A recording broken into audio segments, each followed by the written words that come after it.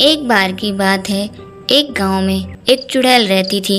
वह चुड़ैल रोज रात को लोगों के दरवाजे खटखटा के बोलती, एक रोटी दो, प्याज दे दो, दरवाजा खोलो।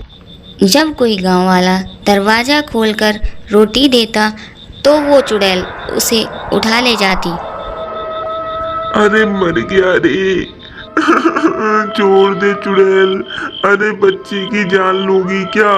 अरे छोड़ दे नासमती, छोड़ दे कलमुई, छोड़ दे। अरे गांव वालों बचाओ बचाओ बचाओ। अगले दिन अरे भाइयों, इस चुड़ैल ने तो जीना हराम कर दिया है। तभी हरिया का बेटा बोलता है, पापा मेरे दिमाग में एक तरकीब है, मैं बताऊं क्या? अरे तुम अभी छोटे हो, तुम चुप ही रहो, जाओ यहाँ से।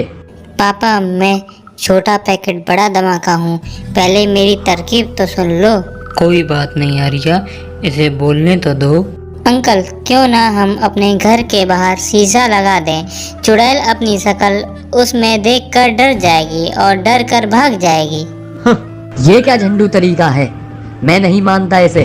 तभी पास खड़ी हरिया की पत्नी कविता कहती है, अजी इसकी तरकीब इतनी भी बुरी नहीं है, एक बार ऐसा करके तो देखते हैं। तुम चुप करो, जाओ यहाँ से, जाकर घर का काम करो। नहीं नहीं ठीक है, हम ये भी करके देखते हैं। फिर सब गांव वाले अपने अपने घरों के बाहर दरवाजों पर शीशा लगा देते हैं और आधी रात होते ही चुड़ैल आती है और शीशों में देखकर बोलती है, अरे ये क्या, तुम कौन हो?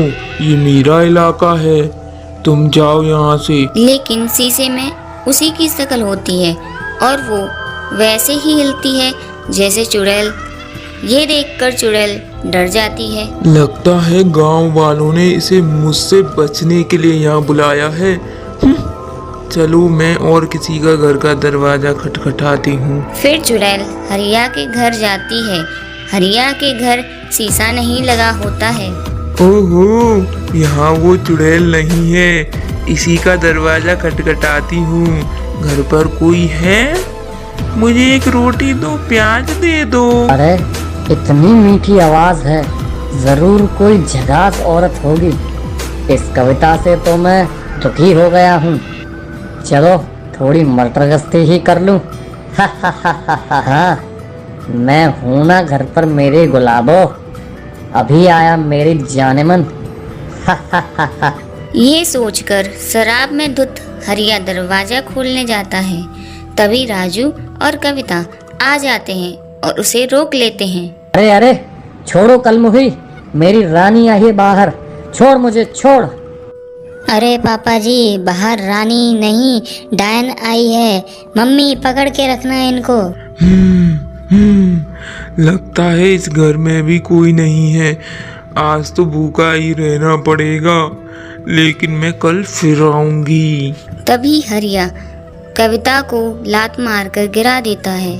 छोड़ मुझे, मेरी रानी आई थी, तूने मुझे जाने नहीं दिया, अब मैं तुझे जिंदा नहीं छोड़ूंगा। फिर वो नशे में कविता को बहुत मारता पीटता है। राजू ये सब देखकर बहुत डर जाता है, उसे बहुत बुरा लगता है। अगले दिन, मम्मी तुम ठीक तो हो ना? हाँ बेटा, मैं ठीक ही हूँ, तुम मेरी चिंता मत करो। मम्मी मुझे पापा अच्छे नहीं लगते, वो आपको कितना सताते हैं। नहीं बेटा, ऐसा नहीं कहते, वो तुम्हारे पापा हैं, जाओ जाकर खेलो। कविता उठकर दरवाजे पर शीशा लगा देती है और रात को शीशा लगा होने के कारण चुड़ैल किसी का शिकार नहीं कर पाती है। इस गांव में इतनी चुड़ैल कहाँ से आ गई? मैं इतने दिनों से भूखी हूँ, ये भूख बर्दाश्त ही नहीं हो रही है। इन गांव वालों ने अपने घरों के बाहर एक एक चुड़ैल खड़ी कर दी है। पर कब तक बचोगे? मैं कल फिर आऊंगी, मैं फिर आऊंगी। फिर अगली सुबह गांव वाले एक जगह पर जमा होते हैं। ए भैया, राजू ने बड़ा अच्छा सुझाव दिया, बचा लिया हम सबको। शाबाश बेटा शाबाश। हाँ हाँ थैंक यू अंकल, बोला था ना छोटा पैकेट बड़ा धमाका। हाँ हाँ ठीक है, चलो घर। घर जाकर पढ़ो। चल जा यहाँ से। राजू को बुरा लगता है और वह घर चला जाता है। उधर चुड़ैल मैं इस गुफा में बैठे बैठे ही ना मर जाऊं, किसको खाऊं? फिर रात हो जाती है और भूख के मारे वो गुफा से बाहर आ जाती है और गांव की तरफ चल देती है। तभी राजू अपने कुत्ते को घर के बाहर घुमाते हुए घर से थोड़ी दूर आ जाता है। ले ले ले ले ले ले ले टॉमी, चलो घर चलो, रात हो गई है, चुड़ैल किसी भी वक्त आने ही वाली होगी। तभी टॉमी यहाँ वहाँ भागता हुआ गुम जाता है। राजू उसे ढूंढता है। तभी चुड़ैल की नज़र टॉमी पर पड़ जाती है। इस कुत्ते को ही खा के काम चलाती हूँ। हाश, अब थोड़ी राहत मिली। राजू ये सब देख लेता है और रोता हुआ घर भाग जाता है। जाकर कविता को सब बताता है।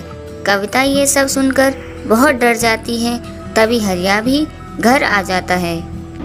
ए कलमुही, एक गिलास पानी लेकर आ।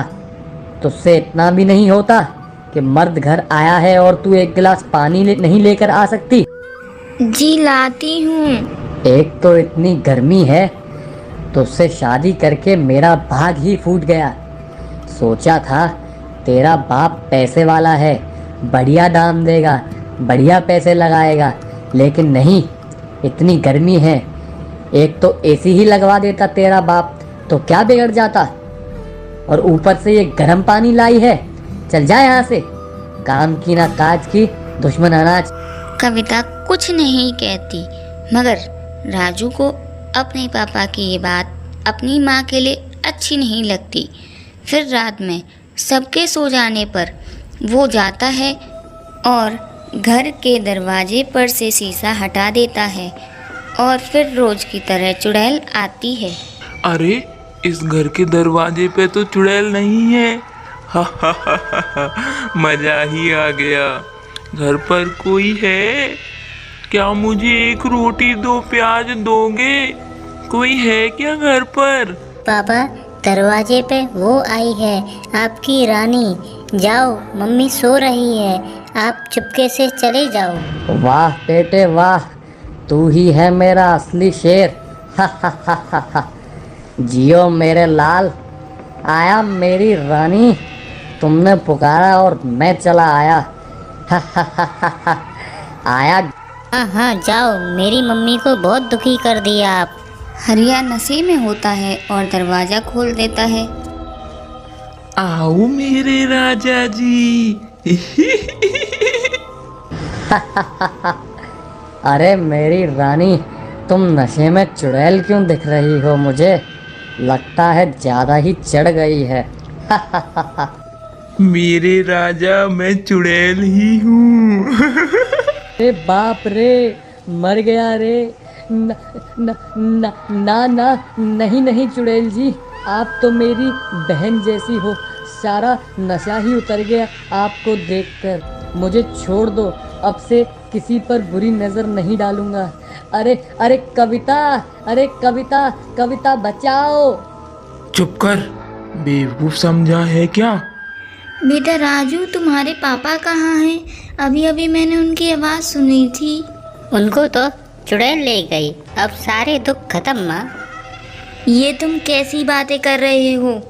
तुम्हें ऐसा नहीं करना चाहिए था। वो जैसे भी हैं तुम्हारे पापा हैं। मैं जा रही हूँ उनको बचाने। कविता मसाल उठाती है और जंगल की ओर गुफा में चली जाती है और सभी गांव वाले भी पीछे पीछे जाते हैं। चुड़ैल जी, छोड़ दो मेरे पति को, तुम मुझे खा लो पर इन्हें छोड़ दो। चुड़ैल आंटी, मेरी माँ को छोड़ दो, मुझे खा लो। नहीं कविता, तुम जाओ यहाँ से, जाओ, तुम यहाँ से जाओ। अरे तुम पति पत्नी का मेलो ड्रामा तो खत्म ही नहीं हो रहा है। लैला मजनू मेरे पेट में जाके बनना। ऐसा बोलकर चुड़ैल कविता को गले से पकड़कर हवा में उठा देती है। ये सब देखकर राजू जमीन पर लेटता हुआ जाता है और पीछे से चुड़ैल के बालों में आग लगा देता है और चुड़ैल जलने लगती है। अरे नहीं, डेढ़ फुटिया, ये तूने क्या किया? नहीं। और फिर चुड़ैल जलकर राख हो जाती है।